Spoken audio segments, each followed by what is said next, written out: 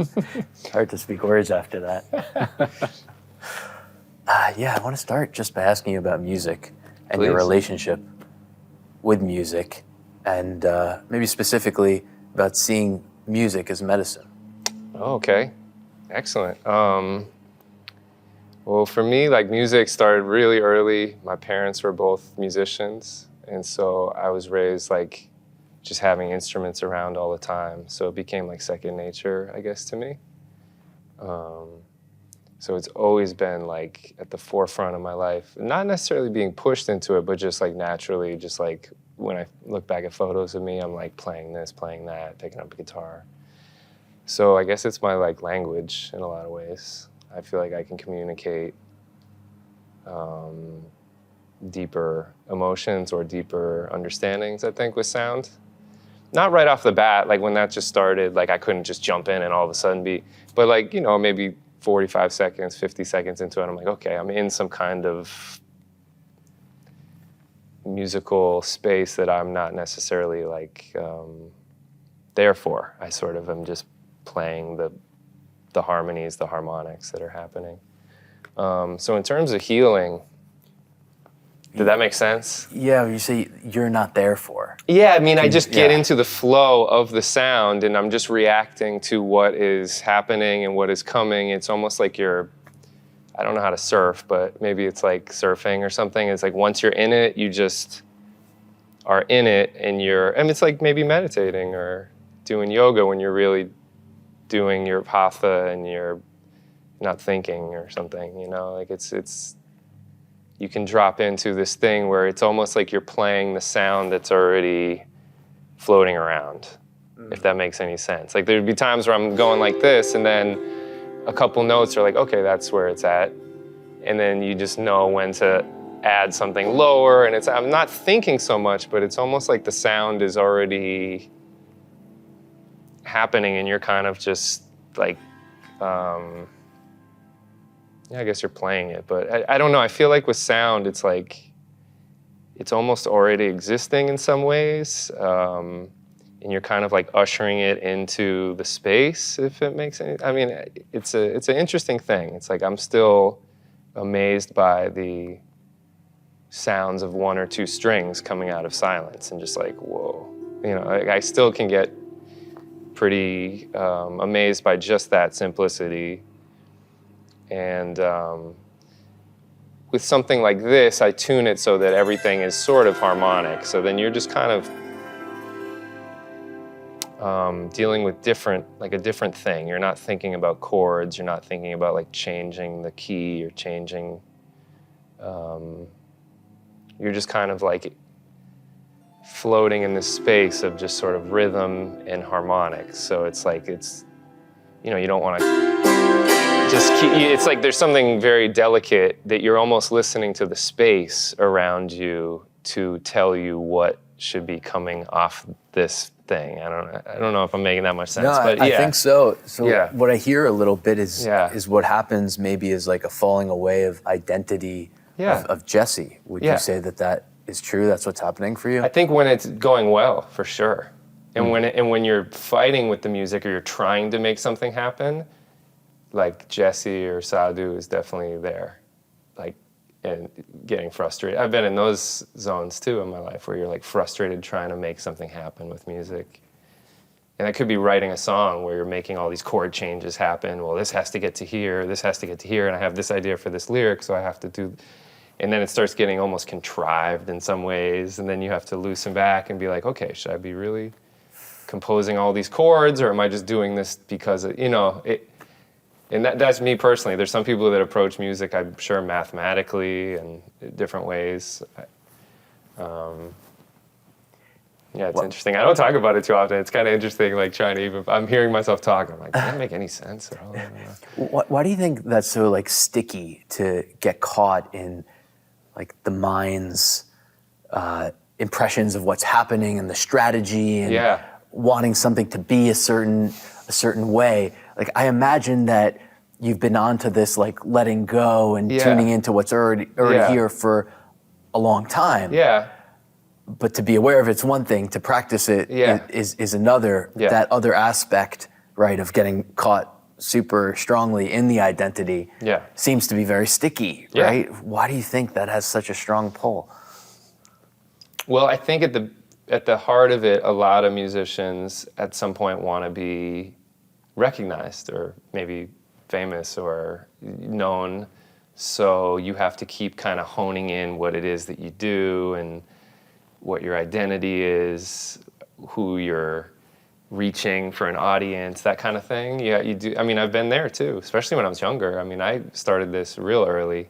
So I did my first US tour when I was 18, just out of high school. And like that tour, I had to book through magazines and writing letters to clubs with, CDs and actually waiting to hear back from them via letter. And it wasn't so quick with the emails at that point or anything like that. So at that time, I certainly was like trying to push my specific band, my songs, just trying to, I want to be a successful musician. You can get a little backfire of pain and disappointment and, all the things that come with identifying with the thing and pushing hard and, overcoming, obstacles or I was definitely in many just rock and roll bands where we were pushing hard and trying to do better than the other bands. We'd be playing on a bill with maybe 3 bands and you're trying to light the stage on fire and make the other bands almost be like, oh, geez, especially when you're on a tour opening for a band that's more popular, more famous. Maybe, you brought 50 people to the show and they brought 500 and you're the opening act. But really, you're trying to play better than them because you want to, and that's the whole world of music. I think over time and with my own successes, I was able to kind of loosen up from that mentality, or maybe also disappointments, or just seeing, that sort of hierarchy in the music industry for sort of what it is in a lot of ways, and being like, okay, I gotta recheck in with why music is so special to me. And for me, luckily, doing that more and more over the years has also created more opportunities and success or something, So it's like one of those things. You can take a couple of different routes, And yeah, I mean, yoga in Yogaville has been very helpful to opening up this, type of music for me that has been an interest since I was young, like a young kid, like making more ambient, atmospheric music that was just like mood things and, atmosphere. I've been doing that since I was a kid, but never really considered like, maybe I should be doing this like a lot more. I was always like a songwriter who would write like 2.5-minute songs and compose something pretty tightly. So it's been nice, maybe the last like 10 years or so, like working on. Was there anything specific that allowed this type of music to elevate? Well, there was a couple things, and one of them was Satya Greenstone here. When I took her teacher training, I had made some ambient music, and I always work with synthesizers. I've been doing that forever. But Satya had me play in her restorative yoga class a few times, like a live situation right here in Samadhi. And she told me that was the first time she had ever had anyone do live music, and kind of took a chance because it was a teacher training, and it was, at that time it was like 25 or 30 people.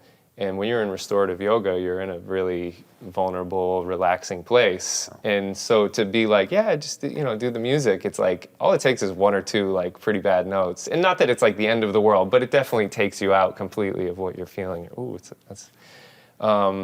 So having that sort of like pressure to just keep it super chill, I did maybe 2 sessions with her, and it was like really beautiful. And I could feel like the holding the space, not only for, just for the whole room, and just playing the music and being like, wow, okay, there's a lot more here at stake, or to hold on to than just like moving to the next idea. Like there's actually people like completely opened up, relaxed. And so that was really sort of eye-opening to me, is just like, that people need that type of music, and that I was good at that. I was like, oh yeah, it's totally natural for me. And then she asked me to make some tracks, record them for a video she was making for Integral Yoga, like a restorative thing. So I went and was like, she's so inspiring to me as a teacher that I was like, of course, it's like you're composing something for your teacher. So I went home and worked on a couple different pieces for her. And I thought they came out great, and she used them for a little video she made. So then I was able to see it in action, and to give myself a little confidence too, to be like, wow, this amazing yoga teacher who I look up to is now using my music in her videos. So that was like empowering in some ways, made me want to keep doing more. And then maybe about, I don't know, say 6 or 8 months later, I got this really random call from a producer at YouTube that was looking for me to compose some music for meditation and yoga for YouTube. And they knew I was a yogi and stuff like that, but they were saying like, we're getting a lot of videos on YouTube for people doing yoga and meditation, and we don't have any music that's available for that for people when they're making videos. So they gave me this huge project, which was 20 pieces of music. Actually, they gave me a project that was 10 pieces of music. And I was like, tell you what, I want to make 20. And they were like, okay, like it's still gonna be the same deadline. But I was really like, I had a bunch of ideas and just went after it, and ended up making this like 3-hour-long album of meditation music. But it came right on the heels of working with Satya, and just like went right into this like smooth transition that was like, that particular one, I'm always like, oh, that's the grace of the guru, because I went from like working on this little project in Samadhi to like doing this project that like millions and millions of people have heard now. And it all was like one smooth transition that I wouldn't have seen coming at all. And it happened right before the pandemic. So it was released April of 2020. I had finished it at the end of 2019. And like right when it came out was right when the pandemic was hitting. So everyone was in their house and they needed relaxation. And so it was kind of surreal. And since then, it's influenced my live setup. So I do performances now that are way more relaxing. People lay on the floor sometimes, and sometimes I'll lead yoga nidras. And so it's really changed, like, in a lot of ways, the way that I've been approaching music and enjoying it. Because I was in a I mean, I got this when I was 18 on my first tour. So, you know, I'm not... Flaming skull tattoo. Yeah. I got, you know, it's like I've come a long way with the different types of music, and yeah. Yeah. I wonder if people who go to, you know, a rock concert or anything more intense, if they're still ultimately looking for the same or a similar thing that people who are, you know, laying down to listen to this ambient music are looking for. Like, is it all about healing?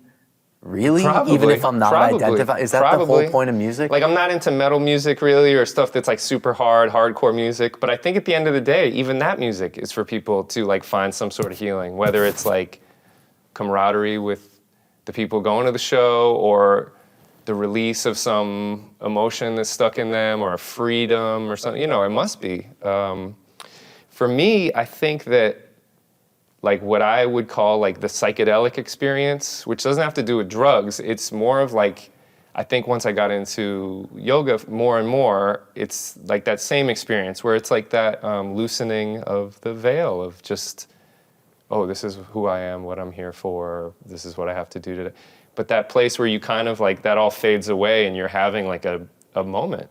And I think that even in my rock and roll band, like that's what we were going for. We were trying to lift people to this point that was outside of their normal, I show up to a show, I drink a beer, I clap, like, but something that's like, whoa, this is transcendent. Oh my God, all of a sudden the harmonies and the energy and everything, it reached this point where people are like, you know, and so I think, yeah, I've always been trying to do a similar thing.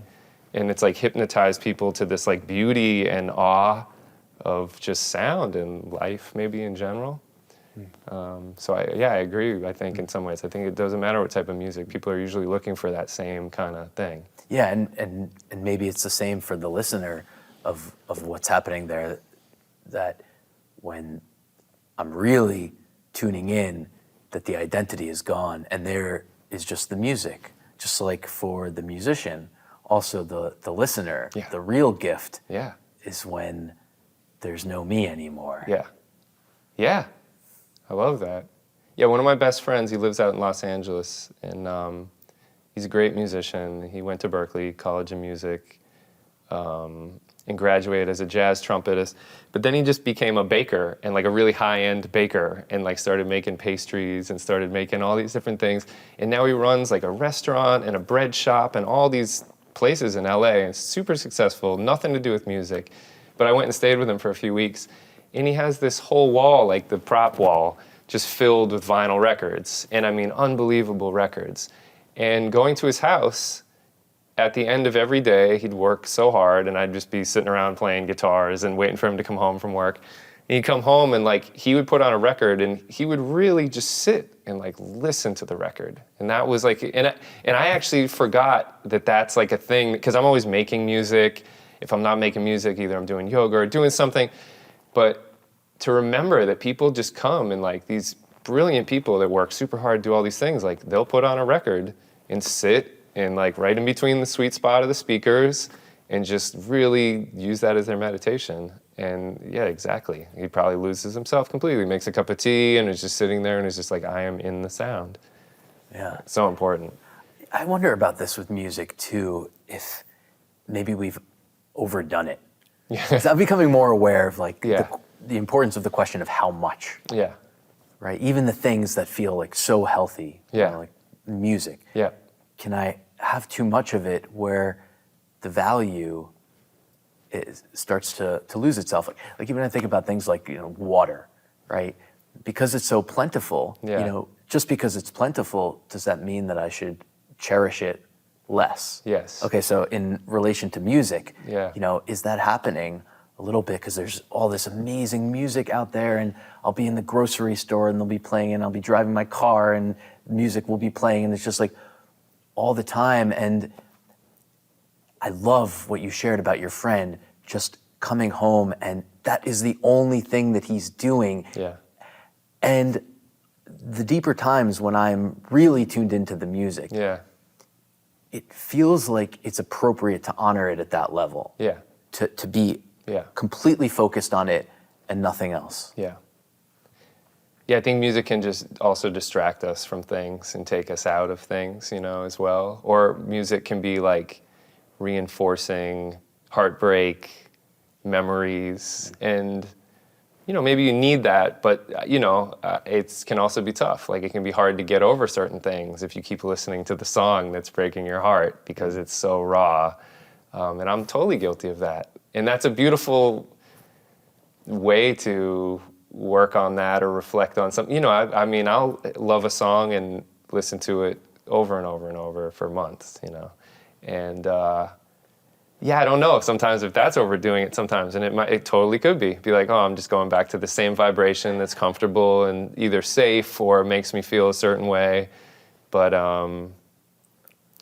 But yeah, is it the now? Is it like what's really happening, or am I just putting on this thing? And then also just like needing music all the time throughout the day, music playing all the time, like you were saying in the grocery store.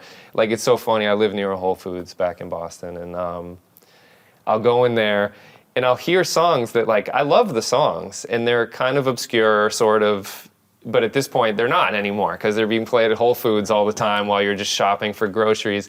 And it does somehow, does it cheapen the songs? Maybe. I don't know. I do know that some of the best hits and the finest music were when people had to go buy the physical record, play it, or had to sit and wait for it on the radio. Maybe record it with a cassette deck. That's what I used to do. I'd sit and like wait for the song that I had heard once on the radio. And people don't even realize it. I mean, I'm not old, and I remember that very much so, where I'm like literally sitting at the radio being like, I heard that song, I heard the second half of it, it sounded awesome. I'm gonna wait until they play it again. And I'm sitting there for 8 hours doing different things, and they finally play it. You missed the first 10 seconds, or they put an ad on the top of it. Oh my God, record.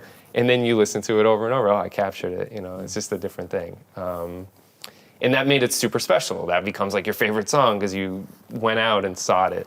And now it's like, it so easily comes to you. I mean, I have Spotify. I finally got it after kind of trying to avoid it for years. And it is funny. Sometimes there's so many options, like a Netflix or whatever, that you almost are like, I don't know. Yeah. You just put it down. It's really funny that would even happen. Right? It's so interesting there with like our relationships with specific songs. Yeah. I'm considering, right? Like, you hear something the first time and there's that attraction. Yes. You fall in love with the song, right? And then you're in love with it for a while. And then after a certain point, maybe you don't want to hear it anymore because you've listened to it too much. Yep. Or you hear some of the tricks in there, or not even tricks, but you hear these like elements that you're like, oh, or you hear mistakes. You can even like I've listened to Beatles songs enough that I'm like, oh, that's where they messed up the bass part, and they kind of like covered it over with something. And like you start hearing stuff like that.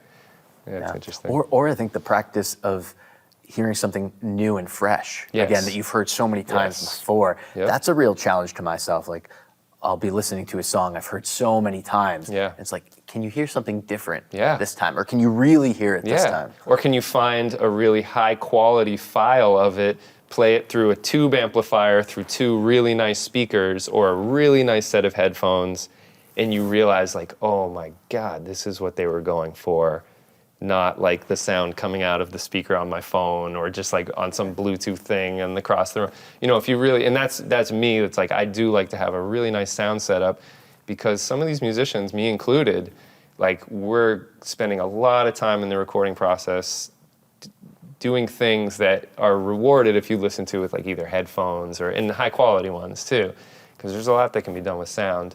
I think a lot of sound things have gotten maybe less, I don't know if it's like not as high a quality, but it's, you make certain trade-offs for like the convenience of like one of those JBL wireless little sound bars you can throw in your backpack. I mean, it's sweet, but there are certain elements of like proper sound, or when I know that musicians are mixing music to sound good coming out of the speaker of a cell phone, and you're like, ugh. I mean, I get that that's what people do, but you want to raise people up to be like, and have a set of left and right speakers and put yourself in the middle and make a equilateral triangle with the middle of the cones, and it really does take on a whole new sonic space.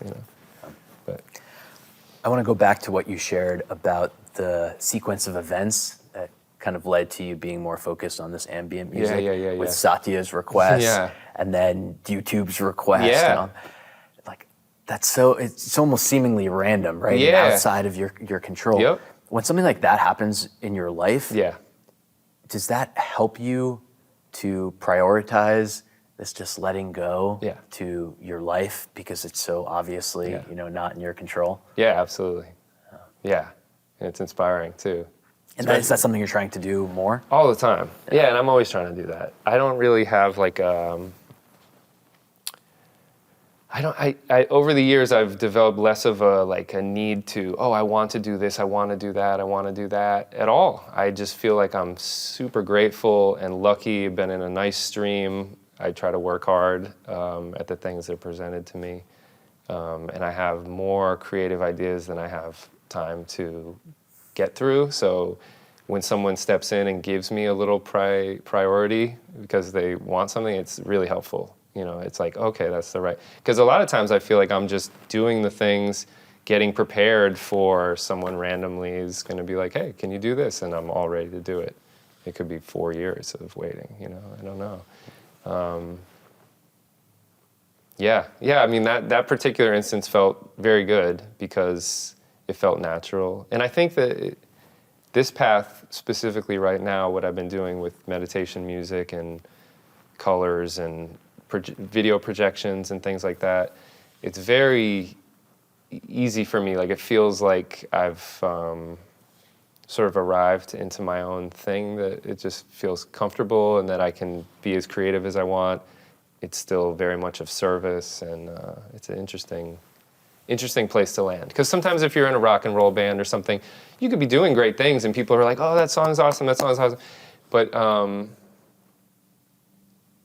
you're still following a path that's been traveled a bunch by different bands, and you're in this sort of music business that's sort of selling songs and images and things like that. And when you kind of step out and are making like sort of ambient healing music for maybe people that are meditating or people that are doing yoga, it kind of takes on a different vibe entirely. I wanted to ask you about that too, because I got a chance to experience this a few weeks ago. Yeah. When you led, it's hard to even describe what it was. You were performing. Yeah. And it was kind of just an open practice space. Oh, that thing.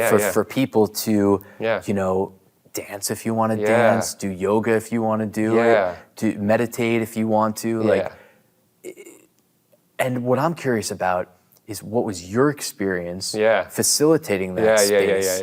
And like, for me, the crucial aspect that was so special is the freedom. Yes. Like, even going to a music festival, which is very free, I don't feel that level of freedom as I do in the space that you led, where I, because sometimes I want to sit down and I want to be still and I just want to be meditating. Sometimes I want to let my body, move. Yeah. Well, so there's a few things. That's awesome. Thanks for. First of all, I didn't know that was even going to happen here, and I credit a lot of it to the Yogaville community just being super cool and just like open to just being themselves. So that was really sweet. And I remember the next day I was talking to a friend and I was like, I'm doing the same thing that I do in the cities and all sorts of stuff, but it's so sweet doing it here because I'm looking out and I'm just seeing like legs go up. And then like legs go up over here and then someone's dancing and then like 4 people are just completely motionless for 40 minutes and I'm only seeing shadows. But one thing I would credit it to, and I've sort of been messing with this for a while, is the video projections. Because I think when you're able to shut the lights off and have just moving colors and things to sort of, when people want to be distracted or they want to just look at one thing and have things unfold and move around, it sort of helps some way, like loosen people up a little bit. I don't know what it is. It works for me, so I realized it worked for them. I also make music at a drug rehabilitation center, so when I'm back home, that's like one of my main jobs. And I use these video projections for the people. So I come in, and it's a room maybe half the size of this Samadhi room, and there's maybe 30 people in there. And I'll teach yoga and blast visuals all over the walls and the ceiling, just bright colors moving around. And something about that, gives people a freedom. I don't know what it is exactly, but it's like, well, if these colors are melting on the walls and everything, but like I feel more comfortable. I don't know exactly why it is, but somehow that helps. I don't know if it's because people don't think anyone's looking at them because there's already way more stimulation. And I think that's part of it. Yeah. It's like when there's just stillness and people are talking or playing music, you're aware that you're just here. Someone could just start looking at you. Like someone else could start looking at you. But when you're in a space where there's already moving colors, there's sound vibrations moving around, and yeah, I think you're more apt to just kind of feel like you're, you know, a movable, shadowy kind of thing, and then the music that I'm trying to make is one that would bring you inside, or be like, because I'm completely almost inside when I'm playing, especially during that. In no way am I trying to be like, I'm a performer, pay attention to me at all. I'm like, look elsewhere, you know, like, listen. It actually happened to me when I was there. It was like maybe, 30 minutes through or an hour through, and I was just like, oh. You're like, oh, Sadhu's here. Yeah, exactly. And that's what I'm trying for. You know, it's like I had years of jumping around like a nut and doing, with my guitar and everything. And now it's like, I just want to get lost in the sound, and I would love other people to. I mean, if they want to look at me doing it, it's fine. But I mean, it's really like what you're hearing. So I think that's part of it too. I think people are like, oh, well, this guy's not doing anything. I can look at him a couple times, and then I'll just go into my own experience and just like trust the music. And I think that's what I'm trying to do more, is have people have an internal experience. And maybe that's because I already had my little time of being like famous and being in a rock band and all that stuff. So it's like, okay, I know what that's like. I couldn't possibly want to keep doing that all the time. And so, when I travel back into the sound, it's more of an internal thing, and then trying to give people that experience too, of just this relaxation and harmony, and which doesn't have a ton of ego in it. It really doesn't. I mean, the music I make now in some ways is a lot simpler. I mean, sometimes it's not changing key. I mean, this sounds beautiful and I love it. But all it took was me tuning this for a long time. And I'm just doing that. I mean, you could do it. But it's just, like getting to that point where it's like, oh, that sounds really good. It feels good. Like, and then, I don't know. So it's like in all my playing of every instrument, it's like I'm like arriving at this place that's like even more simple. Yeah, I wonder a lot about this. If just an outlook in life can be much simpler than we make it. Yeah. And where it gets really complicated is when I'm trying to understand, predict how someone else is reacting, as opposed to just trusting in the experience that I'm having, especially in relation to this, right? That's kind of what I hear you saying a little bit, is you moving to the place where you're just doing what feels good to you, and you're just allowing yourself to experience your time well. Yes. And it just so happens that the byproduct of that is something that's very valuable to other people. But I wonder, would it be as valuable to other people if you were more focused on making it valuable for them? That's a good point. I don't know. Yeah, I mean, I find that the best music that I came up with for this meditation album were the tracks that when I would go back and listen, I would almost be like, whoa, I wouldn't recognize that I was doing it. I'd be like, oh, I must, you just set up all the conditions to record all the sounds. You do all the sound design of your keyboard. Maybe there's 8 different sounds that you blend through, and you set up everything. You set up the vibe. You have your cup of tea. You make sure you're super chill. And that's just to begin. But then I might play for 2-3 hours, and I'll listen back to it maybe a week later. For real, I'll listen back to it.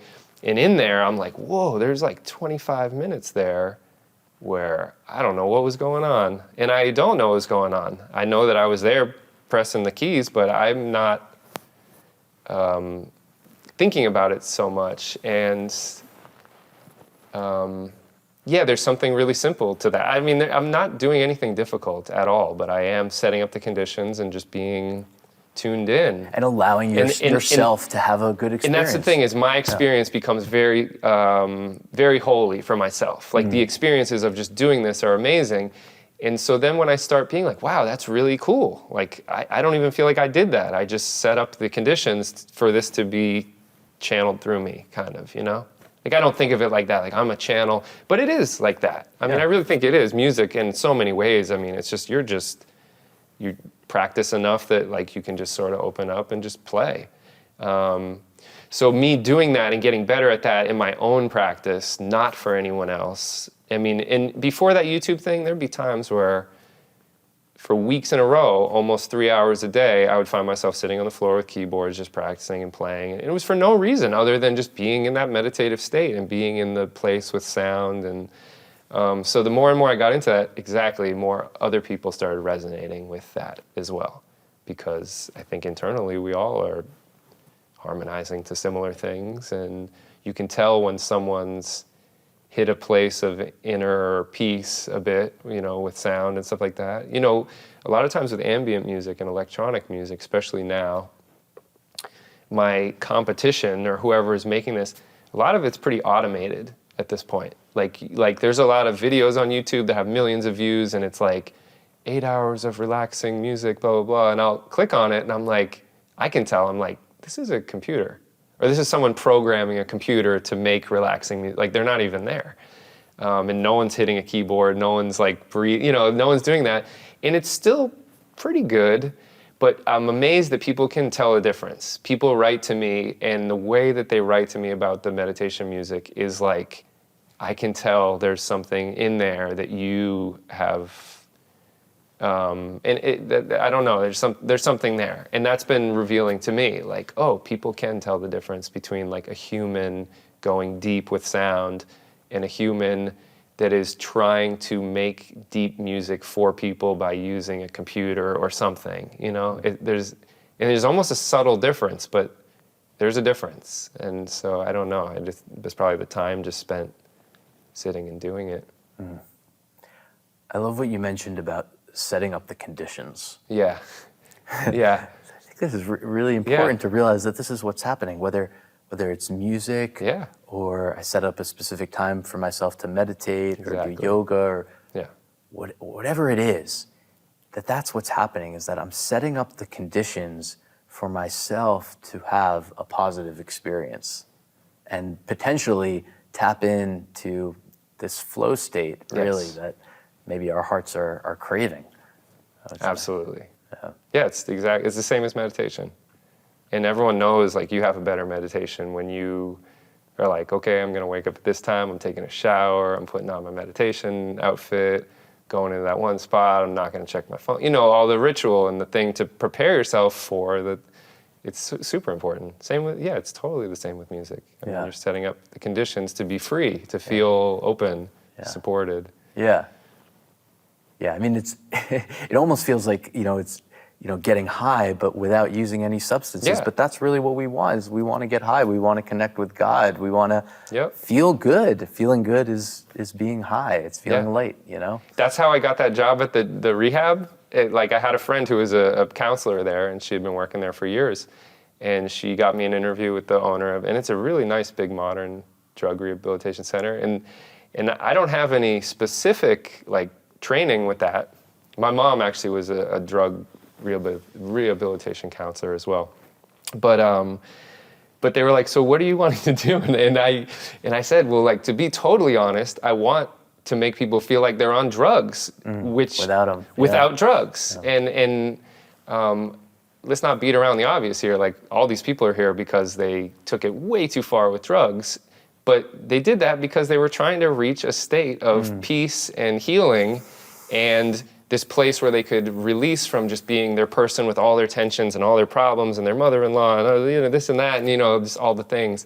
And luckily for me, I've been able to figure out ways for sound and light to help people do that. So it's like, I'm trying to get people to feel like they're high with sound and light. And maybe that's really the only way to replace what Honestly. someone who's in rehab, Oh, yeah. their situation, replace it with a cleaner, natural high that doesn't have the side effects. I was talking to Durga Leela about it because she was here when I first arrived, and I showed her some of the clips, and of what I've been doing, and I was like, is this basically it was like, I don't know anyone else doing this. Is this cool? Like, and she was like, yes, this is amazing, because people that are coming in, especially early days of rehab, they can barely get off the floor sometimes, and just coaxing them with sound and light to feel comfortable to sit up and just kind of passively take things in and get a little more energy and awareness. It's huge.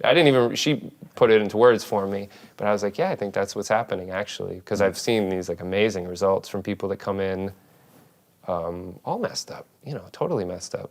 And within 2 or 3 months, they're like, thank you so much for this. And, yada, yada, loving the visuals, showing up, taking their shoes off, getting a blanket, just getting cozy. I mean, just the fact that you have a room of, all strangers that are all there for one reason. And now they're like getting psyched to get cozy, take their shoes off, relax, like, maybe sleep, that kind of thing. It's really been cool. It's really been cool for me to experience that. Do you find when what you're doing is feeding other people, and helping them, that feeds you back? Absolutely, yeah. That's motivating you to continue. I mean, is that even your main interest, what I'd say? Well, I mean, honestly, when I first started that job, or even teaching yoga, it's like, I'm like terrified. I don't love doing it every not every time, but for many months, it's scary, because you think of yourself like, I'm not a teacher, man. I got so many problems on my own. I got this, I got that, and I got to show up for this group of people, and hi, well, But yeah, seeing the reflection and seeing that it's actually helping, and it really does fuel me to do it more and more, because it's like, oh wait, this is actually working. People are telling me that this is their experience, so I need to start believing them and believe in myself and believe in what has been happening. Because I mean, this is still just that extension of what I was saying with Satya into the other project of meditation music, into now I'm not just doing it in my studio, but I'm doing it with people in real life. And that's when it totally becomes a different thing. Like, I'm honestly planning to start traveling around and trying to hit up yoga studios. I had mentioned it to you, just doing this very thing and being in real life about it and connecting with people. Yeah. I wanted to ask you about art and creativity. Yeah. Because when I go on your YouTube channel and watch some of the videos, I mean, they're so creative. Oh, thanks. Yeah. And I'm wondering if you can share just a bit about that process. Like, how does something like that manifest? Well, a lot of those videos are collaborations with my friends that are just incredible artists, but they're like close friends. I like to work with my close friends, and luckily over the years I've cultivated some relationships with people that are just like insanely talented and know me. So like there's the video where I'm like a bunch of gnomes, like little gnomes, and I'm riding on the top of my dog and going through all these adventures. That's actually like one of my closest friends that I grew up with. I've known him since I was a little kid, and he ended up becoming a really well-known like video editor, and he edits TV shows, and and I had this song that was successful and doing well, and I said, hey, do you have any ideas for making a video for this? And he was like, yeah, this would be fun. And he had all the ideas, and he wrote out the whole thing, he shot, so it was just like, and I just became like this actor in my own little video. Some of the more psychedelic videos with the mandala sort of art that's like changing everything, that's actually this guy who's now in his mid-70s, and he started making that art in the 60s. And it's just this beautiful process that he came up with, making sort of machines with fragments of light and sending light beams through it and then capturing it on a wall. And I mean, all sorts of this elaborate video stuff, but his intentions was totally to put people in a meditative, relaxing space. I mean, the intentions were the same. So when we met and became friends, it was like a no-brainer. It was like, oh, we're meant to be working together. So yeah, I guess following some of my passions and following some of my creative ideas have just led me to these places of working with other people that are in the same kind of, spectrum. And and obviously color for me, for some reason, has always been really, the color and sound spectrum have always been kind of mashed. I don't think I have like synesthesia, but something like that, where it's just, it all feels tied in. So ever since a young age, music has always been sort of like hand in hand with some kind of visuals for me, if possible. Another thing that I noticed seems to be interesting relationship with history, with its past, with things that are old that you like old cartoons and westerns and things like that. What's going on there? I honestly, I think I was born in the right era, but I definitely relate to older time periods in terms of art and music a lot more, especially the 60s. And I don't know if there was just like a renaissance of just thought and, people breaking out of old paradigms. And so there was like an explosion of, a huge reason why I ended up getting turned on to integral yoga was because I had already been a fan of like Peter Max and art like that and things like that. And once I started realizing the scope of the history of integral yoga and like, Carole King, one of my favorite songwriters, she was involved. Alice Coltrane, she was involved, one of my favorite musicians. Like, these artists and the type of colors and sounds that were being inspired by also this practice and everything. It was really appealing to me. But I with both of my parents being musicians, when I was a young kid, I inherited a lot of my dad's record collection. So, I would be 5 or 6 years old, going cover to cover on like every Bob Dylan record, every Beatles record, every Simon and Garfunkel record, every, just the whole gamut. And then back from that, my favorite comedians are Laurel and Hardy from the 20s and 30s. Something about older stuff, I don't know if there's like a purity to it because it's like there wasn't as much, I don't know. I just always feel like I'm looking to the past in some ways to be inspired to create things for the future. I don't get super inspired by things from the 90s on in terms of art. And maybe that's because so much money was thrown into the mix by that point that like, it just felt like, I know commercialization was always happening, but it felt like, is it the tail wagging the dog or something at some point? But it feels like at a certain point, it just became like too business heavy and it affected the art to me. And then it affected the culture and then the culture reflecting the art. And I don't feel super in tune with pop culture at all in the last bunch of years. But it's interesting because I do feel like I'm a pop artist in a lot of ways. Even when I'm making meditation music and stuff like that, I'm thinking about it from a sort of pop standpoint in that it should be relatable to all people or a lot of people. Like, I'm not trying to make art for like just a specific, I'm trying to make it for someone who's 80 years old in a wheelchair, a little kid, like people in the inner city. Like, I want to make music that can kind of touch different people. So that's, I guess, what you're trying to do when you're making pop music. But I think that from like maybe 1985 forward, I'm like less and less inspired by. And that's just me. So maybe I just use it as my own secret tool because I just have always been. But like if you look at my record collection or like my computer files of songs, it goes so far back and just like, not modern. At all.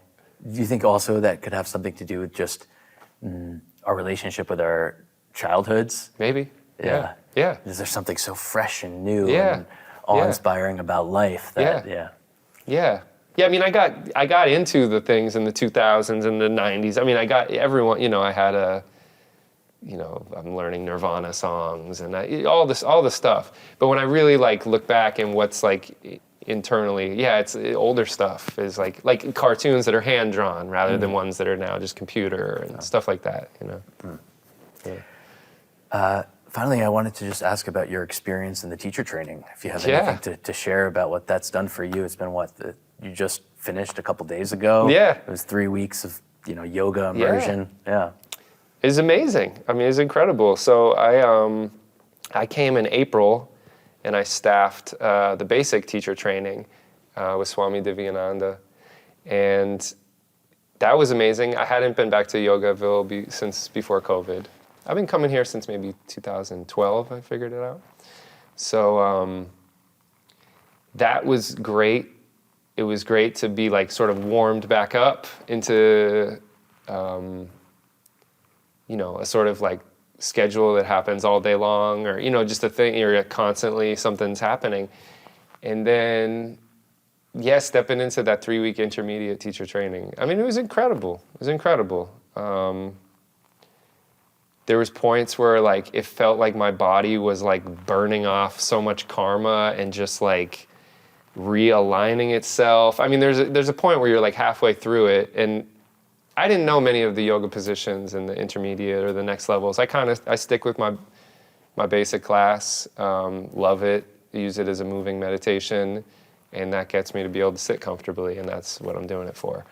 But when I saw that Satya was having another training, that didn't happen too often, and I was just ready to come down and like step up my personal practice. And I totally got that, you know. By the end, I was doing headstands in the correct way that, you know, you learn here, and, you know, learning peacock and getting into peacock and getting into all, like realizing like, oh, like there's a lot of things that I can be doing with this body that I didn't even try or know about before. Me and Vyasa were maybe the third day into it doing like lizard pose and a couple like hip opening things, and we're the same age. We were born in the same year, and we're looking at each other like, how did we not know about hip opening? Like, you know, we both were kind of like just kind of dumb to it, and then just realizing like, oh my God, my body feels so much better now, or so much more open. And the energetic awareness that I got from the ITT was astounding. Like, I already feel like I'm pretty good energetically, like, you know, feeling other people around me and things like that. But coming out of that with all the pranayama and just like really tangibly feeling prana and understanding like, whoa, and just seeing how I was when I showed up as opposed to now when I'm leaving, you know, it's like a remarkable difference. Right on the last day of this teacher training, my best friend from growing up called me, and we hadn't talked in several months. And he called me because he saw a picture of me working on the farm at Yogaville, and he was like, "Oh my God!" He's like, "Jesse's been at Yogaville. I forgot he was still there. He's going deep." And so he called me, and he was just asking me, you know, how it's been, and I could hear myself just super excited, just talking to him like I'm feeling the best I've felt in so long. Super healthy, super inspired, just like what an amazing community and this and that. And it was really cool to hear myself telling, because you hear yourself telling stories about what's going on, and sometimes it's not the best. And it was really cool to hear myself talking to my friend and it inspiring him being like, it sounds awesome, man. It sounds really, you know, it was cool. I can just tell my vibration in general is just high. My body feels really clean and just, yeah, peaceful and really inspired. I mean, there's points with making music that you're trying to find that peaceful clarity to just be a channel, to relax and play. And sometimes it takes a little bit of work to find that. And so having these couple months here to just train and to be with Sangha and with all these people doing it together, it's unbelievable. You know, it's like I feel so grateful for that. Well, thank you for sharing. Yeah. I'm grateful to have gotten to know you. Yeah. I miss having you around here, that's for sure. Yeah, I'm going to come miss back being soon. here. Yeah. Absolutely. Would you mind ending Want me to play us you out with a little bit? All yeah. right. So I brought some chopsticks. Let's see if we can get into a little vibe here.